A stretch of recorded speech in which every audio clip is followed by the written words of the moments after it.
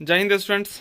Business regulatory framework के बाद मैं लेकर आया हूँ कॉरपोरेट अकाउंटिंग का मस्ट इम्पोर्टेंट ट्रू और फॉल्स क्वेश्चन।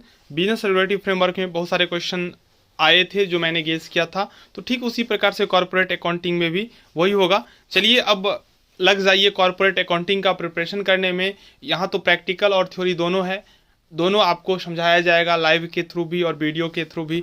तो यह चैनल आप लोगों के लिए काफ़ी हेल्पफुल होने वाला है, इसलिए इस चैनल को सब्सक्राइब कर लें, वीडियो को लाइक कर दें और अधिक से अधिक अपने फ्रेंड्स के साथ शेयर कर दें। पहला क्वेश्चन है, अंशों पर प्राप्त प्रीमियम को लाभांश के रूप में बांटा जा सकता है, यानी कि premium received on shares may be distributed as dividend. तो ये फॉल्स स्टेटमेंट है, ठीक है।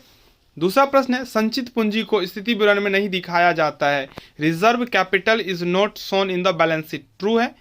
तीसरा है, जब्त किए गए अंश का छूट पर निर्गमित किया जा सकता है, यानी कि जब्त किए गए अंशों को छूट पर निर्गमित किया जा सकता है। On discount forfeited share can be issued. ये ट्रू स्टेटमेंट है। चौथा प्रश्न है, समता अंश और पूर्वाधिकार अंश दोनों एक साथ निर्गमित किया जा सकता है, both equity and preference share can be issued together. ये भी ट्रू स्टेटमेंट है। पांचवा प्रश्न है, एक कंपनी एक कृत्रिम व्यक्ति है। ये भी ट्रू स्टेटमेंट है, ठीक है।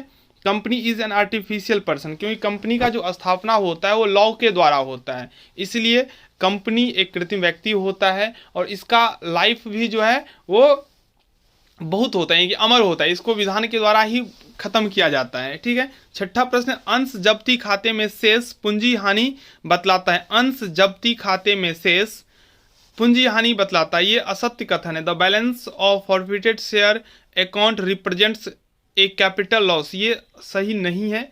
सातवां प्रश्न है, पूर्वाधिकार अंशधारी या समता अंशधारी, या आपको डायरेक्ट बोल देगा समता अंशधारी या पूर्वाधिकार अंशधारी या अंशधारी भी कह सकता है, कंपनी के स्वामी होते हैं।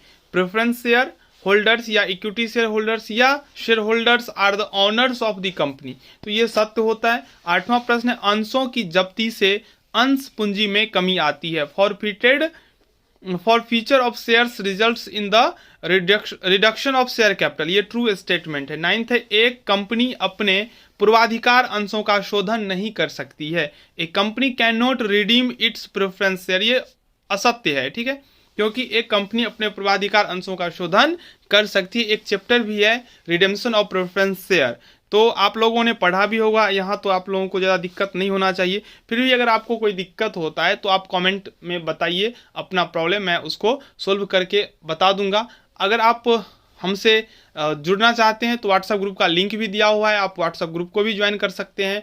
आप पर्सनली मैसेज करके या फ़ोन करके भी आप अपना प्रॉब्लम सोल्व करवा सकते हैं, ठीक है। 10वां प्रश्न है, अंशतः चुकता पूर्वाधिकार अंशों का शोधन नहीं किया जा सकता है, यानी कि partially paid up preference share can not be redeemed, ये सत्य है, ठीक है। अंशतः जो चुकता होगा उसको रिडीम नहीं किया जा सकता है। 11वां प्रश्न है, एक ऋण पत्रधारी कंपनी का स्वामी होता है, तो असत्य है, ऋण पत्रधारी कंपनी का स्वामी नहीं होता है। समता अंशधारी या पूर्वाधिकार अंशधारी या सीधे अंशधारी बोल सकते हैं, वो कंपनी का स्वामी होता है। A debenture holder is owner of the company, तो ये नहीं सही है। 12वां प्रश्न, एक ऋण पत्रधारी को नियोजित राशि पर ब्याज प्राप्त होता है। एक ऋण पत्रधारी को नियोजित राशि पर ब्याज प्राप्त होता है, ये ट्रू स्टेटमेंट है। 13वां प्रश्न, ऋण पत्रों को प्रीमियम पर निर्गमित नहीं किया जा सकता। ऋण पत्रों को प्रीमियम पर निर्गमित नहीं किया जा सकता, ये असत्य है। अगर यहाँ पे नहीं हटा देगा एग्जाम में ऋण पत्रों को प्रीमियम पर निर्गमित किया जा सकता है तो फिर सत्य कथन हो जाएगा, तो आप लोगों को समझना है।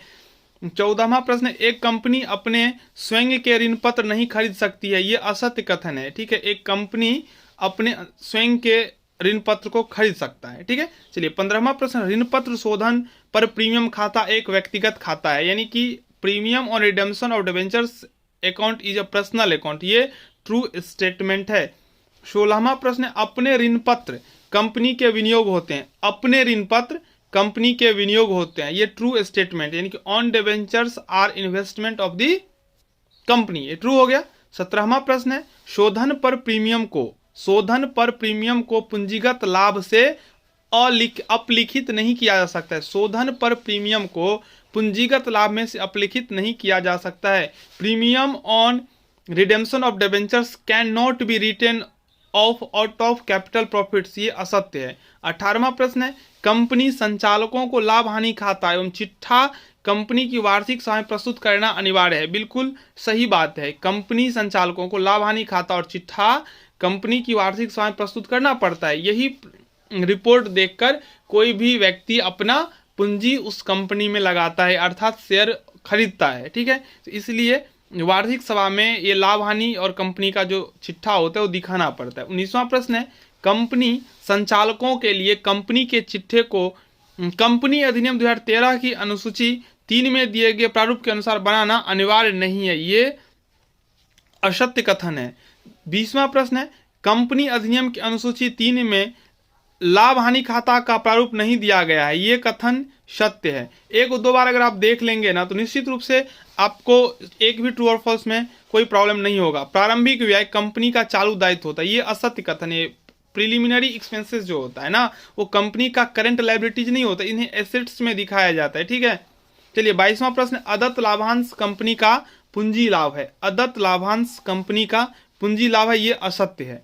23वां प्रश्न है, पशुधन कंपनी का अस्थाई संपत्ति है, यानी कि लिव स्टॉक जो है ना कंपनी का अस्थाई संपत्ति होता है, ये ट्रू स्टेटमेंट है। तो एक एक इंपॉर्टेंट क्वेश्चन समझाया जा रहा है। आप लोग अगर ये समझते हैं जो हम जो बता रहे हैं वो अच्छा है, सही है, तो आप जरूर वीडियो को लाइक कर दें। एक एक लाइक मोटिवेशन का काम करता है और नेक्स्ट वीडियो बनाने के लिए मुझे प्रेरित करता है। तो अगर आपको लगता है नहीं अच्छा है तो आप जरूर लाइक कर दें। ठीक है, 24वां प्रश्न, कराधान के लिए प्रावधान को चालू दायित्व तथा प्रावधान शीर्षक के अंतर्गत दिखाया जाता है, ये सत्य कथन है। चलिए 25वां प्रश्न है, आयकर के लिए प्रावधान को कंपनी के लाभ हानि विवरण में दिखाया जाता है। आयकर के लिए प्रावधान को कंपनी के लाभ हानि विवरण में दिखाया जाता है, ये भी सत्य है। 26वां प्रश्न है, कंपनी की संपत्तियों और दायित्वों को चिट्ठे में तरलता के आधार पर दिखाया जाता है, तो ये असत्य कथन है, क्योंकि तरलता के आधार पर नहीं दिखाया जाता है। इसी पे लिख दे, यहाँ तरलता को हटा के लिख दे, कंपनी की संपत्तियों और दायित्वों को चिट्ठे में अस्थायित्व के आधार पर दिखाया जाता है, तो फिर ये सत्य कथन हो जाएगा। ठीक है, बस आपको समझने की जरूरत है, और जब आप समझ जाएंगे ना तो आप थ्योरी भी लिख सकते हैं, प्रैक्टिकल में भी आपको सुविधा होगा, और ट्रू और फॉल्स में तो सुविधा होगा ही। ट्रू और फॉल्स बहुत ही महत्वपूर्ण है। अगर आप यहाँ पे 10 के 10 सही कर लेते हैं तो लगभग 20 मार्क्स आपको मिल जाएंगे। मैं लगभग इसलिए बोल दिया क्योंकि आप 10 एक्सपेक्ट कर सकते हैं, लेकिन 9 ही सही हो, 8 ही सही हो, तो कोशिश तो होना ही चाहिए जो 8 का 8 सही हो। और अभी पढ़ के जाइए। बहुत सारे स्टूडेंट्स करते क्या हैं, तो एग्जाम हॉल से अपना हेल्प चाहते हैं, तो मैं बता दूं जो यह गलत है। आपको एग्जाम पास करने के लिए नहीं, आपको नॉलेज के लिए पढ़ना है, और नॉलेज के लिए पढ़ने का मतलब है आप एग्जाम हॉल से पहले पढ़िए, वहां आप हमसे पूछिए, मैं बताऊंगा। एग्जाम हॉल से मत आप कोई भी कदाचार कीजिए। धन्यवाद, अभी के लिए इतना ही। रात में लाइव क्लास भी करेंगे ताकि आप लोगों को सभी बातों की सही जानकारी प्राप्त हो। धन्यवाद।